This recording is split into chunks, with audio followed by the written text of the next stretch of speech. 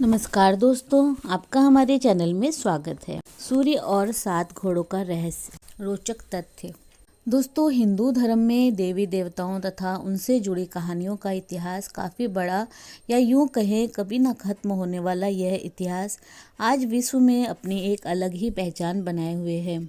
विभिन्न देवी देवताओं का चित्रण, उनकी वेशभूषा और यहाँ तक कि वे किस सवारी पर सवार होते थे, यह तथ्य भी काफ़ी रोचक है। हिंदू धर्म में विघ्नहर्ता गणेश जी की सवारी काफ़ी प्यारी मानी जाती है। गणेश जी एक मूषक यानी कि चूहे पर सवार होते हैं, जिसे देखकर हर कोई अचंभित होता है कि कैसे महज एक चूहा उनका वजन संभालता है। गणेश जी के बाद यदि किसी देवी या फिर देवता की सवारी सबसे ज़्यादा प्रसिद्ध है तो वही है भगवान सूर्य। क्यों जूते हैं 7 घोड़े? सूर्य भगवान 7 घोड़ों द्वारा चलाए जा रहे रथ पर सवार होते हैं। सूर्य भगवान, जिन्हें आदित्य, भानु और रवि भी कहा जाता है, वे 7 विशाल एवं मजबूत घोड़ों पर सवार होते हैं। इन घोड़ों की लगाम अरुण देव के हाथ में होती है और स्वयं सूर्य देवता पीछे रथ पर विराजमान होते हैं। 7 की खास संख्या। लेकिन सूर्यदेव द्वारा 7 ही घोड़ों की सवारी क्यों की जाती है?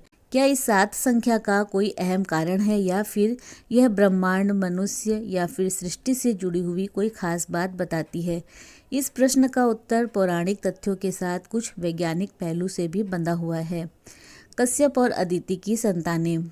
सूर्य भगवान से जुड़ी एक और ख़ास बात यह है कि उनके 11 भाई हैं, जिन्हें एकत्रित रूप से आदित्य भी कहा जाता है। यही कारण है कि सूर्यदेव को आदित्य के नाम से भी जाना जाता है। सूर्य भगवान के अलावा 11 भाई हैं: अंश, आर्यमान, भाग, दक्ष, धात्री, मित्र, पुष्ण, सवित्र, सूर्या, वरुण और वमन। सभी कश्यप तथा अदिति की संतान हैं। वर्ष के 12 माह के समान। इन 12 संतानों की एक खास बात है, और वो यह है कि सूर्यदेव और उनके भाई मिलकर वर्ष के 12 माह के समान हैं, यानी यह सभी भाई वर्ष के 12 महीनों को दर्शाते हैं। सूर्यदेव की 2 पत्नियां संध्या एवं छाया, जिनसे उन्हें संतान प्राप्त हुई थी। इन संतानों में शनिदेव और यमराज को मनुष्य जाति का न्यायाधिकारी माना जाता है। इसके अलावा यमुना, ताप्ती, अश्विनी तथा बेवस्वत मनु भी भगवान सूर्य की संतानें हैं। आगे चलकर मनु ही मानव जाति का पहला पूर्वज बने। सूर्य भगवान का रथ। सूर्य भगवान 7 घोड़ों वाले रथ पर सवार होते हैं। इन 7 घोड़ों के संदर्भ में पुराणों तथा वास्तव में कई कहानियां प्रचलित है। उनसे प्रेरित होकर सूर्य मंदिरों में सूर्यदेव की विभिन्न मूर्तियां भी विराजमान हैं, लेकिन वह सभी उनके रथ के साथ ही बनाई जाती है। कोणार्क मंदिर। विशाल रथ और साथ में उसे चलाने वाले 7 घोड़े तथा सारथी अरुण देव, यह किसी भी सूर्य मंदिर में विराजमान सूर्यदेव की मूर्ति का वर्णन है। भारत में प्रसिद्ध कोणार्क का सूर्य मंदिर भगवान सूर्य और उनके रथ को काफ़ी अच्छे से दर्शाता है। 7 ही घोड़ों की सवारी क्यों की जाती है? यह संख्या 7 से कम या फिर ज़्यादा क्यों नहीं है?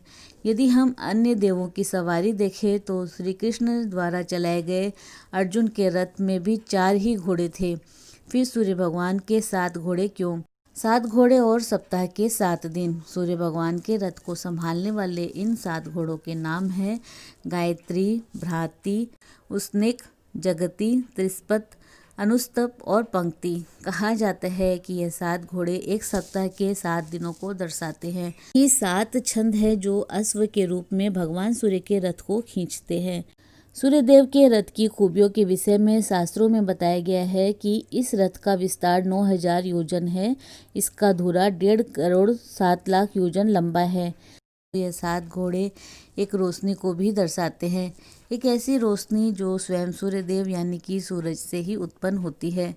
यह तो सभी जानते हैं कि सूर्य के प्रकाश में 7 विभिन्न रंग की रोशनी पाई जाती है, जो कि इंद्रधनुष का निर्माण करती है।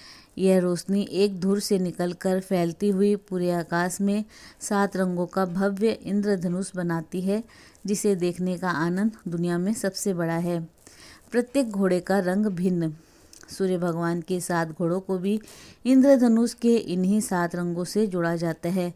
ऐसा इसीलिए क्योंकि यदि हम इन घोड़ों को ध्यान से देखें तो प्रत्येक घोड़े का रंग भिन्न है और एक दूसरे से मेल नहीं खाता। केवल एक ही पहिया।